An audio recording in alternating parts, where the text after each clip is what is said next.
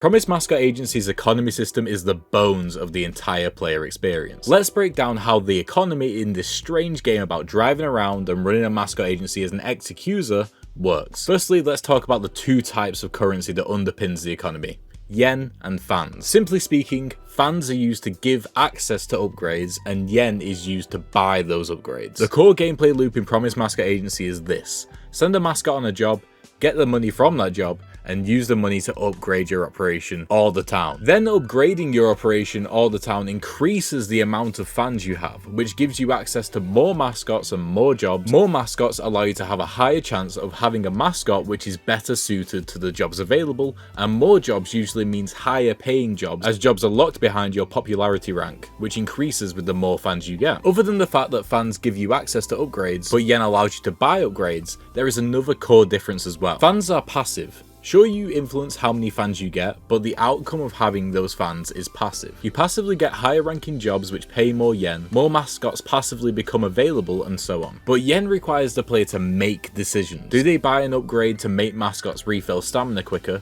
Or do they buy one to increase the amount of fans they get? Do they buy mascot help items to improve the chances of a successful job? Or do they buy upgrades to their vehicle to make getting around the town easier? The distinction is important because the fact that the two currencies require different levels of interaction is one of the reasons as to why it works so well. Speaking of how you spend your yen, there are two final elements to discuss, which sort of sit outside the comfortable ebb and flow of the gameplay loop. First is the hiring of mascots. This is a really interesting system which requires the player to do some light negotiating. Firstly, you need to get the mascot interested by offering them perks. Simply giving them a flat deal will not satisfy them. You can mix and match up to 3 perks, and the idea behind this choice is twofold. Firstly, what do you want to sacrifice in order to get them interested? Time off is good as it doesn't cost you money, but also losing them for an entire day means less jobs are being worked, whilst offering them an extra 15% cut for each job they complete can really eat into your profits. Finally, you want to weigh up whether you want to make them more than interested. This provides buffs to the mascot which you can really feel immediately, but due to the perks being locked in once selected, do you really think the buff is worth it in the long run? This is a really interesting system which is a great addition. Finally, let's talk about the other way you spend your yen: sending money back to your Yakuza matriarch. This mechanic is heavily tied into the ongoing narrative of the game, but it's also the fail state. The player needs to consistently be sending money back via ATM, and if the meter runs out, it's game over and the player must load back to the previous save, which is usually at the start of the day. This tug of war between upgrading your empire to increase your revenue versus avoiding the fail state is a nice wrinkle that injects itself into the gameplay loop every so often. It isn't oppressive in the way the game's economy is balanced, so overall it's just a positive addition. Well, there we have it. Hopefully you enjoyed this breakdown of how the economy in Promise Mascot Agency works, and hopefully you can take some inspiration for your own project. Thanks for watching, don't forget to subscribe, tune in next week for another entry to the game design library, and keep on keeping on.